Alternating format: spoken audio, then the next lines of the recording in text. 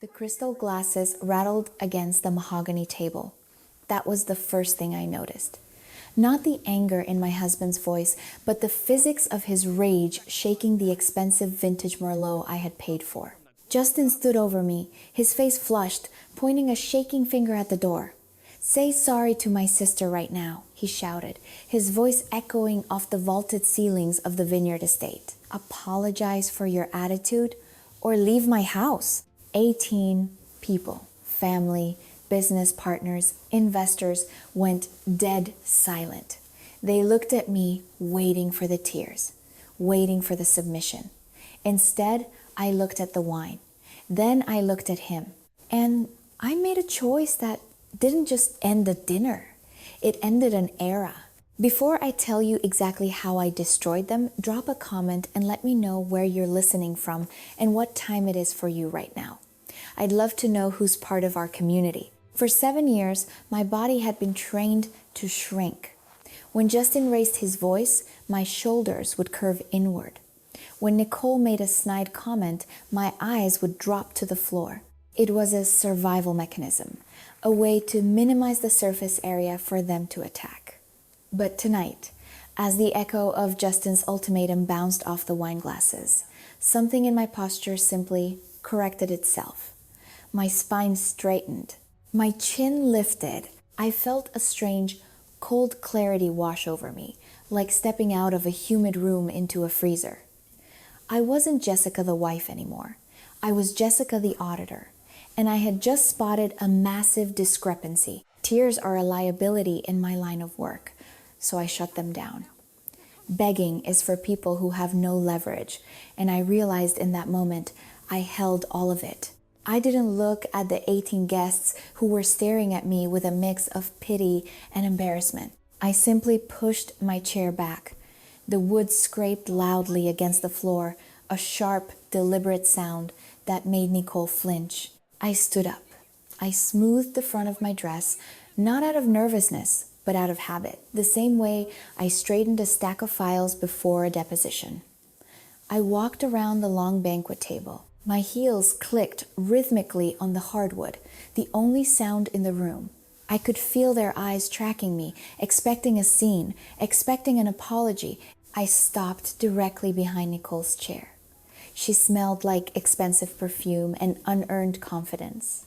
She tilted her head back, smiling that tight, victorious smile. She thought she had won. She thought I was there to kiss the ring. "Nicole," I said. My voice wasn't loud. It didn't need to be. It was the flat, neutral tone of a judge reading a verdict. "The record profits you are celebrating tonight are actually $285,000 stolen from your father's retirement fund and my savings account, wired by my husband to fake vendors under your name." The silence that followed wasn't just quiet. It was a vacuum. It sucked the air out of the room. Nicole's smile froze, twitching at the corners. Her husband, Brandon, dropped his fork. It clattered onto his china plate. A gunshot in the stillness. "Excuse me?" Nicole whispered, her voice cracking. Justin scrambled out of his chair. His face had gone from red to a terrifying shade of pale. He rushed toward me, grabbing my forearm hard enough to bruise. "You're crazy," he hissed, his eyes darting to his investors. "You're drunk. Come outside." I looked at his hand on my arm. Then I looked at his face. I didn't pull away in fear. I pulled away with disgusted precision, breaking his grip like I was swatting away a fly. "Don't touch me," I said. "I am a forensic accountant, Justin. Do you really think I wouldn't notice a $250,000 hole in the books?" I didn't wait for an answer. I turned my back on them.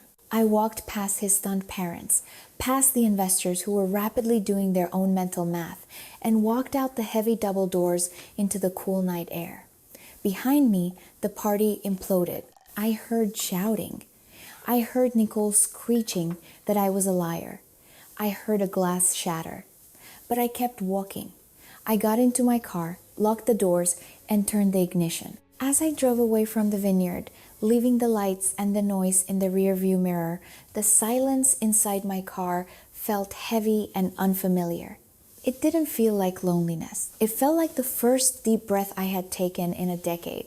The motel room smelled of industrial lemon cleaner and stale cigarettes. The bedspread was a stiff, synthetic floral print that hadn't been in style since the 90s. It was a sharp drop from the Vineyard Estate, but as I sat at the wobbly desk and opened my laptop, I felt cleaner than I had in years.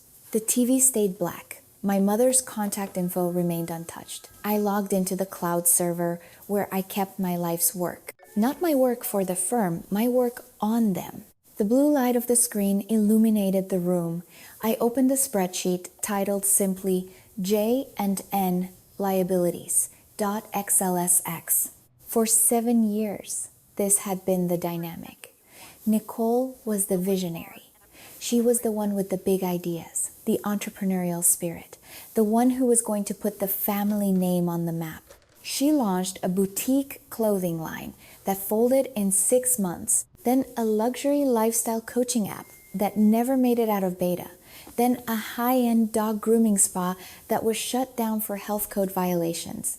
And I was the boring one.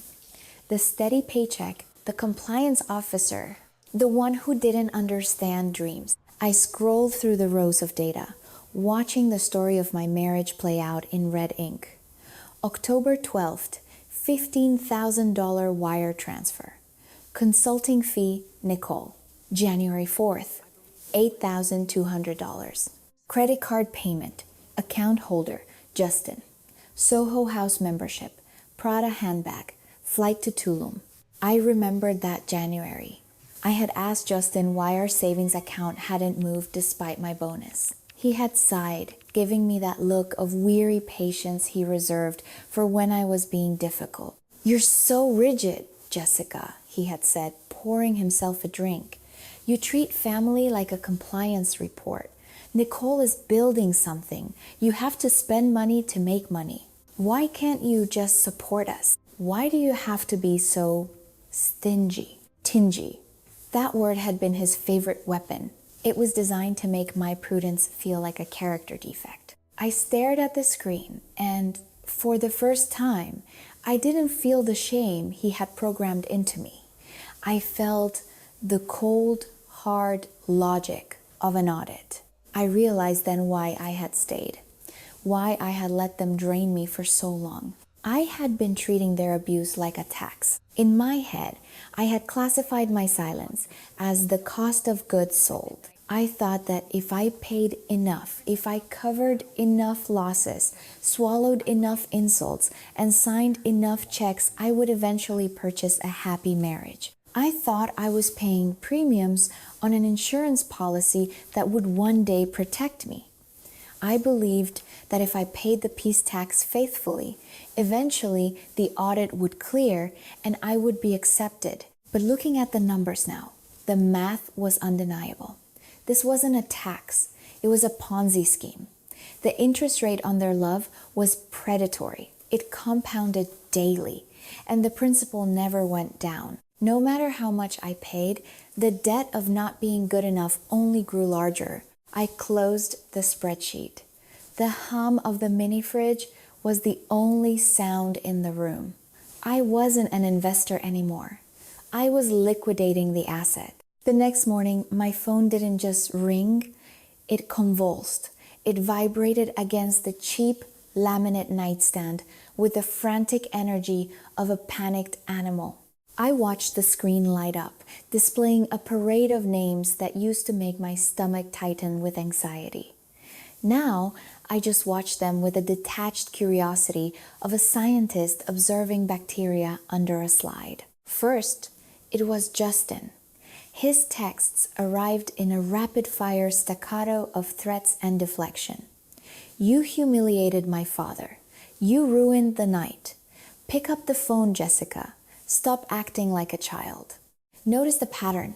He didn't deny the theft. He didn't explain the $285,000. He focused entirely on the venue of the revelation. In his mind, the crime wasn't the embezzlement. The crime was the timing. Then came the digital spin control. I opened social media to see Nicole had already begun the narrative reconstruction. She had posted a black and white photo of herself looking pensive with the caption, "Some people will try to dim your light because they can't handle your shine. Jealousy is a disease. Praying for them." And finally, the heavy artillery, the mother-in-law. I let it go to voicemail, then listened to the message. She wasn't asking about the missing money. She wasn't horrified that her son had stolen from her husband. She was weeping. "Jessica, we don't air dirty laundry like this. You have made a mess. You need to come back to the house and fix this before the investors talk. Fix this." That phrase triggered a realization that hit me harder than the financial numbers had. I sat on the edge of the motel bed and finally understood the architecture of the family I had married into. I hadn't just married a man. I had married into a narcissistic family system. It was an operational hierarchy as rigid as any corporate org chart. At the top was the image, the shared delusion that they were a prestigious, successful dynasty. In the center was Nicole, the designated golden child. She was the asset that could never depreciate. No matter how many businesses she failed, no matter how much money she burned, the system was designed to protect her ego at all costs. Her failures were always externalized: bad luck, bad partners, bad timing. And then there was me. I was the designated scapegoat. My role in the organization wasn't to be a wife or a partner. My function was to be the emotional and financial buffer. I was the waste management department. When Nicole made a mess, I cleaned it up. When Justin overspent, I covered the difference. When the family reality didn't match the family image, I was the one expected to bridge the gap with my silence. By speaking up last night, I hadn't just insulted them. I had broken the machine. I had refused to process their waste. The texts kept coming, demanding I return to my post. They needed me to apologize, not because they believed I was wrong, but because the system couldn't function without my submission. They needed me to admit I was crazy so that Nicole could go back to being perfect and Justin could go back to being the dutiful son. I looked at the phone one last time. "I am resigning," I whispered to the empty room. Replying would be an admission that their opinions had value. I offered no defense because the math was my defense. I blocked the mother-in-law. I muted Nicole. I archived Justin's threats for evidence. I wasn't going to fix the machine. I was going to dismantle it for parts. 72 hours later, I wasn't sitting in a therapist's chair crying about a broken heart. I was sitting in a conference room on the 42nd floor of a building downtown, staring across a glass table at a woman named Elena. Elena was a divorce attorney, but she looked more like a hitman who shopped at Chanel. She didn't offer tea. The usual pleasantries were skipped. She tapped a manicured fingernail on the stack of financial summaries I had compiled. "This is aggressive," she said, her lips curving into a smile that didn't reach her eyes. "Freezing the joint accounts, filing for a forensic audit of his business, subpoenaing the sisters' bank records. You're not leaving them much room to breathe." "They don't breathe," I said, my voice flat. "They suffocate. I just want to make sure I'm the one controlling the air supply." We filed the papers that afternoon, an ex parte order to freeze the marital assets. It was a tactical nuke. It meant Justin couldn't move a dime. He couldn't pay Nicole's consulting fees. He couldn't hide the money he had already stolen. But I knew that wasn't enough. In a divorce, dissipation of assets is a civil matter. Worst case scenario, a judge orders him to pay me back and he claims bankruptcy. I needed leverage that couldn't be discharged in court. I needed a kill switch. That night, I went back to the raw data. I was looking for the source. I knew where the money went to Nicole's shell companies, but I needed to prove exactly where all of it came from. The $285,000 wasn't just from our savings. The math didn't add up. Our savings account only held about $60,000 before he drained it. The rest had to come from somewhere else. I pulled up the transaction history for Justin's wealth management firm, the Boutique LLC. He used to manage portfolios for a few select family friends. And his father, I found a series of transfers labeled Capital Reallocation. They were dated 3 days before the transfers to Nicole. Transfer from Robert J. Sterling Revocable Trust, amount $45,000.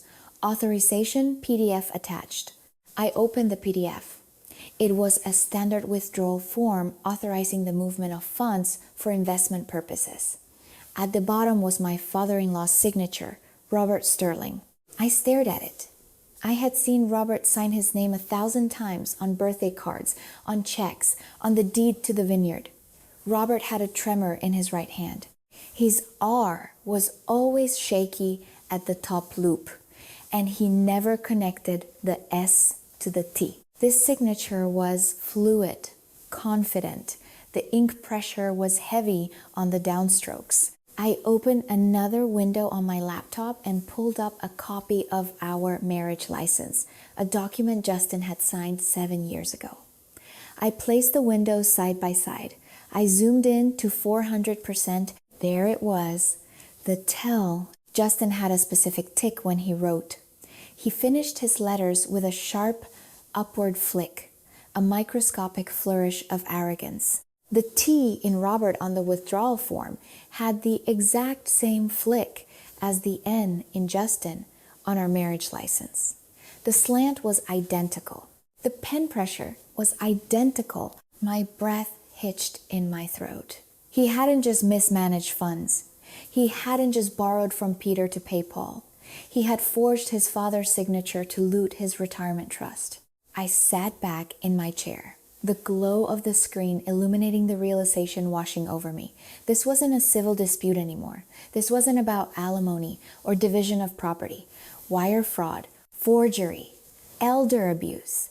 I wasn't looking at a divorce settlement. I was looking at a federal indictment. I picked up my phone and called Elena. It was 2 a.m, but she answered on the first ring. "I hope you're calling to tell me you found a smoking gun," she said, her voice husky with sleep but alert. "No," I said, hitting print. "I found the execution order." The mediation room was designed to intimidate. It was all glass walls, polished mahogany, and the faint, sterile smell of expensive air conditioning. Justin sat on one side, flanked by Nicole and their lawyer, a man in a 3-piece suit who checked his watch every 45 seconds. I sat opposite them. Elena was next to me, scrolling through her iPad with the boredom of a predator who knows the trap has already snapped shut. Justin pushed a thin stack of papers across the table. He didn't look at me. He looked at the watermark on the table surface. "We're prepared to offer a settlement," his lawyer said, his voice smooth and condescending. "Justin is willing to let you keep the Camry. We will offer a one-time cash payment of $15,000 to help you transition. In exchange, you will sign a non-disclosure agreement regarding the family's financial matters and vacate the property within 7 days." Nicole let out a short, sharp laugh. She was wearing a new designer blazer, likely bought with money that didn't belong to her. "Honestly, Jessica," she said, leaning forward, "you should take it. It's generous. After the scene you caused, after the embarrassment you put my father through, you're lucky we're giving you anything at all. You can go back to your little apartment and your little life and pretend none of this happened." I looked at Nicole. For years, her voice had been a frequency that induced anxiety in my nervous system. Now, it just sounded like noise, like a printer jamming. My expression remained static. Blinking would imply I was surprised. 15,000? I repeated, testing the word. "That's an interesting valuation." "It's final," Justin said, finally looking up. His eyes were hard, angry. "Take it, or we go to court, and I bleed you dry in legal fees. You know I can do it." I turned to Elena. She nodded once, a barely perceptible dip of her chin. I reached into my bag and pulled out a single blue file folder. It wasn't thick. It didn't need to be. "I don't think we'll be going to court, Justin," I said softly. I slid the folder across the mahogany. It spun slightly and came to a stop directly in front of him. "What is this?" he asked, sneering. "Open it," I said. "Page 3, the signature block." Justin opened the folder. He flipped past the first page, the summary of the transfers to Nicole. He flipped past the second page, the bank logs. He landed on page 3, the high-resolution comparison of the withdrawal authorization from his father's trust and our marriage license. I watched him. I watched the blood drain from his face so fast it looked like a magic trick. I watched his throat bob as he swallowed. His hand started to shake, rattling the paper. "What?" He choked on the word. "Where did you get this?" Nicole frowned, looking confused. "What is it? Is it more of her fake spreadsheets?" Justin didn't answer. He looked like he was going to be sick. Their lawyer leaned over, snatched the folder from Justin's hands, and scanned the page. His eyes widened. He looked at Justin, then at me, then at the document again. He snapped the folder shut and pulled his laptop closed. "We need a recess," the lawyer said, his voice tight. "No," I said. My voice filled the room, cold and absolute. "We don't need a recess. We need a resolution. Right now," I leaned forward, "that is a withdrawal form for $45,000 from your father's revocable trust," I said, speaking clearly for the record. "The signature is a forgery. I have a handwriting expert ready to testify that the pen pressure and slant match your handwriting, Justin, not your father's." Nicole gasped. "You wouldn't." "I would," I said, shifting my gaze to her. "And I will. This isn't just a divorce anymore. This is wire fraud. This is identity theft. This is elder abuse. That is a federal indictment with a mandatory minimum sentence." The room went dead silent. The air conditioning hummed. "Here is the counteroffer," I said, sliding a second document across the table. "You will liquidate Nicole's assets, the car, the inventory, the consulting accounts to repay the trust in full immediately. You will sign over the deed to the house to me, free and clear, as restitution for the marital funds you stole. And you will pay my legal fees." "That's everything," Justin whispered. "You're taking everything." "I'm not taking anything. I corrected him. I'm auditing the account. You're just paying the balance." I looked at his lawyer. "If we leave this room without a signature, I walk 2 blocks down the street to the district attorney's office, and I hand them that folder." Justin looked at Nicole. She was staring at him with horror, realizing her golden child status couldn't save her from a felony charge. She didn't offer to help him. She shrank back into her chair, distancing herself from the blast radius. Justin looked back at me. He saw no mercy. He saw only math. He picked up the pen. 6 months later, I stood in a kitchen that was half the size of the one in the house I used to clean. The countertops weren't marble, they were laminate. The view wasn't a vineyard. It was a fire escape. But as the morning sun hit the floorboards, I realized this apartment had something the mansion never did. It was quiet. Not the heavy, suffocating silence of a dinner table where you're afraid to breathe. This was the light, airy silence of peace. I sat down with my coffee and opened my banking app. It was a ritual I used to dread, a morning panic attack, wondering what Justin had spent or what Nicole had borrowed. Now it was my favorite part of the day. Checking, savings, retirement, all green, all mine. The bills were set to autopay. There were no unauthorized transfers, no hidden withdrawals, no consulting fees to shell companies. For the first time in 7 years, my life was solvent. People often ask me what happened to them. They want the gory details. They want to know if Justin went to jail, if Nicole is working at a fast food joint, if the parents are destitute. Here's the report. Justin signed the agreement, he surrendered the house equity and liquidated Nicole's assets to pay back the trust. Because he admitted to the irregularities in a private settlement to avoid federal charges, he lost his license to practice financial management. He is effectively unemployable in the only industry he knows. Nicole lost the car, the inventory, and the status. Without the family money to prop up her failures, her business empire evaporated in 90 days. The family fractured. Without a scapegoat to blame for their problems, they turned on each other. The system couldn't survive the truth. But here is the most important part of the audit.